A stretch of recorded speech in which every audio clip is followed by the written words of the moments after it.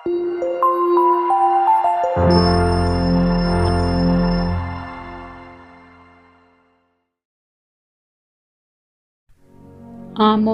അധ്യായം 6. വ്യർത്ഥമായ സുരക്ഷിതത്വം. സിയോനിൽ സ്വസ്ഥത അനുഭവിക്കുന്നവരും സമരിയാഗിരിയിൽ സുരക്ഷിതരും ജനതകളിൽ അഗ്രഗണ്യരും ഇസ്രായേൽ ഭവനം സഹായാർത്ഥം സമീപിക്കുന്നവരുമായ നിങ്ങൾക്ക് ദുരിതം. നിങ്ങൾ കാൽനയിൽ ചെന്ന് നോക്കുവിൻ. അവിടെ നിന്ന് മഹത്തായ ഹമാത്തിലേക്കും ഫിലിസ്തീയരുടെ ഗത്തിലേക്കും ചെല്ലുവിൻ. അവ ഈ രാജ്യങ്ങളെക്കാൾ മെച്ചപ്പെട്ടവയോ? അതോ അവരുടെ ദേശം നിങ്ങളുടേതിനേക്കാൾ വിശാലമോ? ആപദ്ദിനത്തെ അകറ്റി നിർത്താമെന്ന് നിങ്ങൾ വിചാരിക്കുന്നുവോ? അക്രമത്തിന്റെ വാഴ്ചയെ നിങ്ങൾ വിളിച്ചു വരുത്തുകയാണ്.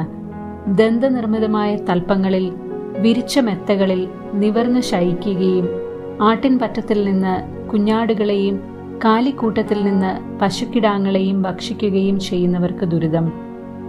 വീണാനാദത്തോടൊത്ത് അവർ വ്യർത്ഥഗീതങ്ങൾ ആലപിക്കുന്നു. ദാവീദിനെ പോലെ അവർ പുതിയ സംഗീതോപകരണങ്ങൾ കണ്ടുപിടിക്കുന്നു. ചഷകങ്ങളിൽ വീഞ്ഞു കുടിക്കുകയും വിശിഷ്ട ലേപനങ്ങൾ പൂശുകയും ചെയ്യുന്ന അവർ ജോസഫിന്റെ നാശം ഗണ്യമാക്കുന്നില്ല. അതിനാൽ അവരായിരിക്കും ആദ്യം പ്രവാസികളാവുക.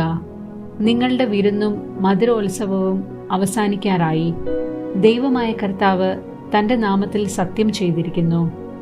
യാക്കോബിന്റെ അഹങ്കാരം എനിക്ക് അറപ്പാണ്. അവന്റെ ശക്തിദുർഗങ്ങളെ ഞാൻ വെറുക്കുന്നു. നഗരത്തെയും അതിലുള്ള എല്ലാറ്റിനെയും ഞാൻ ശത്രുവിന് ഏൽപ്പിച്ചു കൊടുക്കും.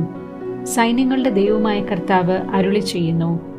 ഒരു വീട്ടിൽ 10 പേർ ശേഷിച്ചാലും അവർ മരിക്കും. ശവദാഹം നടത്താൻ കടപ്പെട്ട ബന്ധു മൃതദേഹം സംസ്കരിക്കാൻ എടുത്തുകൊണ്ടു പോകുമ്പോൾ വീടിന്റെ ഉൾമുറിയിൽ ഇരിക്കുന്നവനോട് നിന്നോടൊപ്പം ഇനി ആരെങ്കിലും ഉണ്ടോ എന്ന് ചോദിക്കും.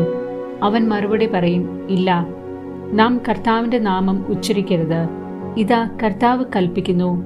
മാളികകൾ തകർന്നടിയുന്നു, ചെറിയ വീടുകൾ ധൂളിയാകുന്നു. പാറകളിലൂടെ കുതിര പായുമോ? കടലിൽ കാള പൂട്ടുമോ? നിങ്ങൾ ന്യായത്തെ വിഷമാക്കി കളഞ്ഞു, നീതിയുടെ ഫലത്തെ കാഞ്ഞിരമാക്കി.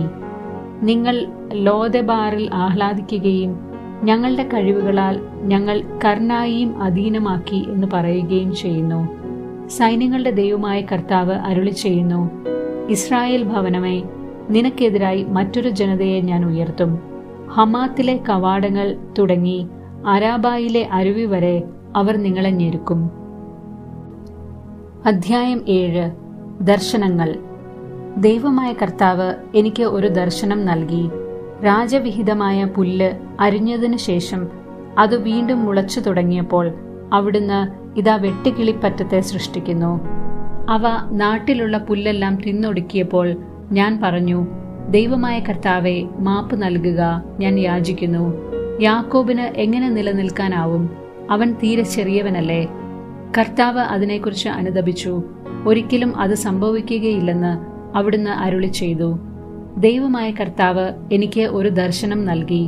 ഇതാ അവിടുന്ന് അഗ്നി അയച്ച് ശിക്ഷിക്കാൻ ഒരുങ്ങുന്നു. അഗ്നി അഗാധങ്ങളെ വിഴുങ്ങിയിട്ട് ഭൂമിയെ ദഹിപ്പിക്കാൻ തുടങ്ങി. അപ്പോൾ ഞാൻ പറഞ്ഞു, ദൈവമായ കർത്താവെ, മതിയാക്കുക, ഞാൻ യാചിക്കുന്നു. യാക്കോബ് എങ്ങനെ നിലനിൽക്കും? അവൻ തീരെ ചെറിയവനല്ലേ? കർത്താവ് അതിനെക്കുറിച്ച് അനുതപിച്ചു. ഒരിക്കലും അത് സംഭവിക്കുകയില്ല. ദൈവമായ കർത്താവ് അരുളി ചെയ്തു. അവിടുന്ന് എനിക്ക് മറ്റൊരു ദർശനം നൽകി. ഇതാ തൂക്കുകട്ടയുടെ സഹായത്തോടെ പണിതുയർത്തിയ ഒരു മതിലിനോട് ചേർന്ന് കർത്താവ് കയ്യിൽ ഒരു തൂക്കുകട്ടയുമായി നിൽക്കുന്നു.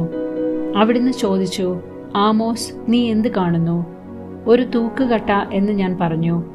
കർത്താവ് തുടർന്നു, കണ്ടാലും എന്റെ ജനമായ ഇസ്രായേലിന് മധ്യേ ഞാനൊരു തൂക്കുകട്ട പിടിക്കും. ഇനിമേൽ ഞാൻ അവരെ വെറുതെ വിടുകയില്ല. ഞാൻ ഇസഹാക്കിന്റെ പൂജാഗിരികൾ നിർജ്ജനവും ഇസ്രായേലിലെ ആരാധനാ കേന്ദ്രങ്ങൾ ശൂന്യവുമാക്കും. ജെറോബോവാമിന്റെ ഭവനത്തിനെതിരെ ഞാൻ വാളുമായി വരും. ആമോസിന് ബഥേലിൽ മുടക്ക്. അപ്പോൾ ബഥേലിലെ പുരോഹിതനായ അമാസ്യ ഇസ്രായേൽ രാജാവായ ജെറോബോവാമിന്റെ അടുത്ത് ആളയച്ചു പറഞ്ഞു, ആമോസ് നിനക്കെതിരെ ഇസ്രായേൽ ഭവനത്തിന്റെ മധ്യേ ഗൂഢാലോചന നടത്തിയിരിക്കുന്നു. അവന്റെ വാക്കുകൾ പൊറുക്കാൻ നാടിനു കഴിയുന്നില്ല. കാരണം ജെറോബോവാം വാളിനിരയാകും. ഇസ്രായേൽ സ്വന്തം നാട്ടിൽ നിന്ന് പ്രവാസത്തിലേക്ക് പോകും എന്ന് ആമോസ് പറയുന്നു. അമാസിയ ആമോസിനോട് പറഞ്ഞു, ദീർഘദർശി, യൂദാ നാട്ടിലേക്ക് ഓടുക, അവിടെ പ്രവചിച്ച് അഹർവൃത്തി കഴിച്ചുകൊള്ളുക. ഇനിമേൽ ബഥേലിൽ പ്രവചിക്കരുത്. ഇത് രാജാവിന്റെ ശ്രീകോവിലും രാജ്യത്തിന്റെ ക്ഷേത്രവുമാണ്. ആമോസ് മറുപടി പറഞ്ഞു, ഞാനൊരു പ്രവാചകനല്ല, പ്രവാചകപുത്രനുമല്ല. ഞാൻ ആട്ടിടയനാണ്. സിക്കമൂർ മരം വെട്ടിയൊരുക്കുകയായിരുന്നു എൻ്റെ ജോലി. ആടുമേയിച്ച് നടന്ന എന്നെ വിളിച്ച് കർത്താവ് അരുളി ചെയ്തു, എൻ്റെ ജനമായ ഇസ്രായേലിൽ ചെന്ന് പ്രവചിക്കുക. അതിനാൽ ഇപ്പോൾ കർത്താവിന്റെ വാക്ക് കേൾക്കുക. ഇസ്രായേലിനെതിരെ പ്രവചിക്കരുതെന്നും ഇസഹാക്കിന്റെ ഭവനത്തിനെതിരെ പ്രസംഗിക്കരുതെന്നും നീ പറയുന്നു. അതിനാൽ കർത്താവ് അരുളി ചെയ്യുന്നു, നിന്റെ ഭാര്യ നഗരത്തിൽ വേശ്യയായി തീരും. നിന്റെ പുത്രന്മാരും പുത്രികളും വാളിനിരയാകും.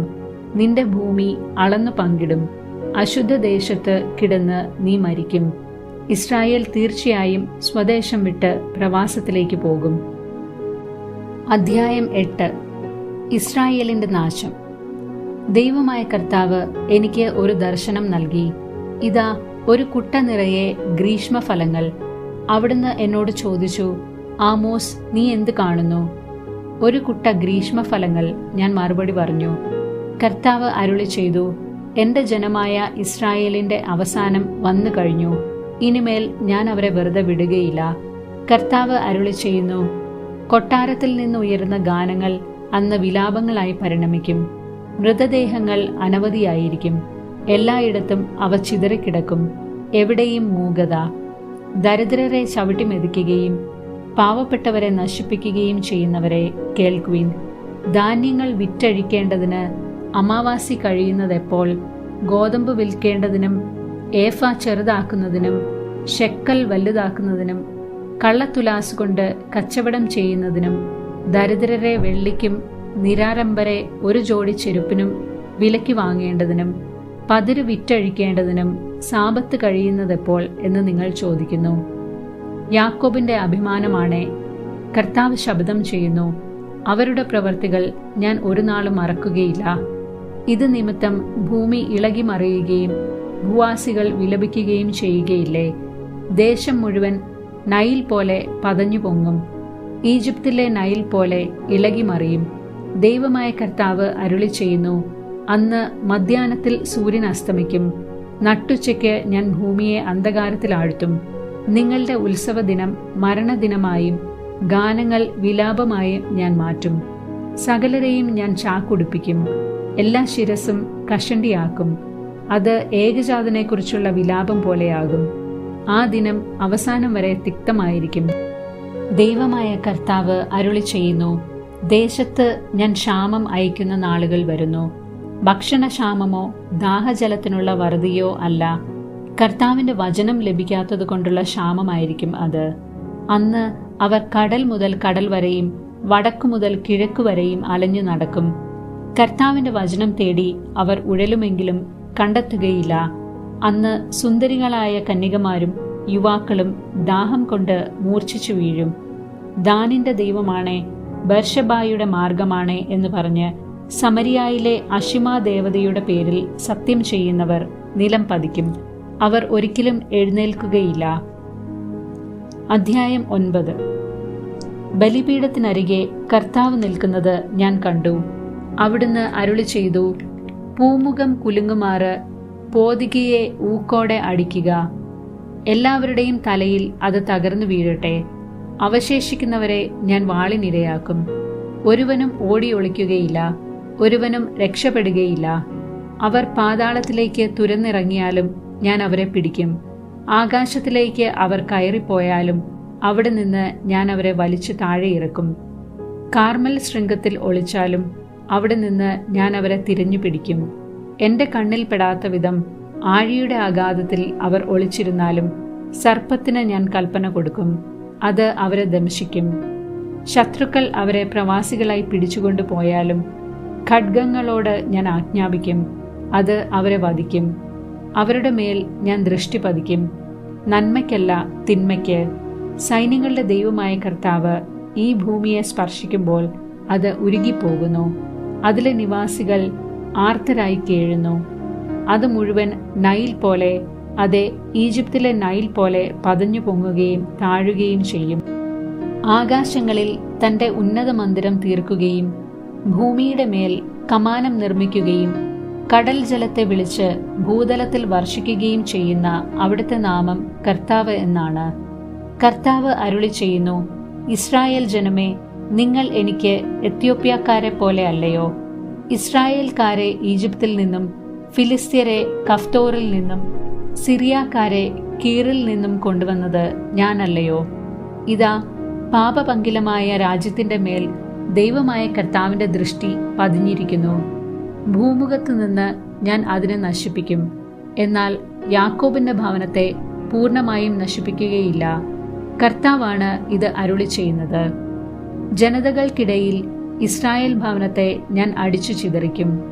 അരിപ്പ കൊണ്ടെന്ന പോലെ അവരെ ഞാൻ അരിക്കും. ഒരു മണൽത്തരി പോലും താഴെ വീഴുകയില്ല. എന്റെ ജനത്തിനിടയിലുള്ള പാപികൾ മുഴുവൻ വാളാൽ നിഹനിക്കപ്പെടും. തിന്മ തങ്ങളെ കീഴടക്കുകയോ എതിർക്കുകയോ പോലുമോ ചെയ്യുകയില്ലെന്ന് അവർ പറഞ്ഞു. ഇസ്രായേലിന്റെ പ്രതീക്ഷ. അന്ന് ദാവീദിന്റെ വീണുപോയ കൂടാരത്തെ ഞാൻ ഉയർത്തും. കേടുപാടുകൾ തീർത്ത് വീണ്ടും അതിനെ പഴയ കാലത്തെന്ന പോലെ പണിതുയർത്തും. അപ്പോൾ ഏദോമിൽ അവശേഷിക്കുന്നവരെയും എന്റെ നാമത്തിൽ അറിയപ്പെട്ടിരുന്ന ജനതകളെയും അവർ കൈവശമാക്കും. ഇത് ചെയ്യുന്ന കർത്താവാണ് അരുളി ചെയ്യുന്നത്. കർത്താവ് അരുളി ചെയ്യുന്നു, ആ ദിനങ്ങൾ ആസന്നമായി. അന്ന് ഉഴവുകാരൻ കൊയ്ത്തുകാരനെയും മുന്തിരി മെതിക്കുന്നവൻ വിതക്കാരനെയും പിന്നിലാക്കും. പർവ്വതങ്ങൾ പുതുവീഞ്ഞു പൊഴിക്കും, മലകളിൽ അത് കവിഞ്ഞൊഴുകും. എന്റെ ജനമായ ഇസ്രായേലിന്റെ ഐശ്വര്യം ഞാൻ പുനഃസ്ഥാപിക്കും. തകർന്ന നഗരങ്ങൾ പുനരുദ്ധരിച്ച് അവർ അതിൽ വസിക്കും. മുന്തിരിത്തോപ്പുകൾ നട്ടുപിടിപ്പിച്ച് അവർ വീഞ്ഞു കുടിക്കും. അവർ തോട്ടങ്ങൾ ഉണ്ടാക്കി ഫലം ആസ്വദിക്കും. അവർക്ക് നൽകിയ ദേശത്ത് ഞാൻ അവരെ നട്ടുവളർത്തും. ആരും അവരെ പിഴുതെറിയുകയില്ല. ദൈവമായ കർത്താവാണ് അരുളി ചെയ്യുന്നത്.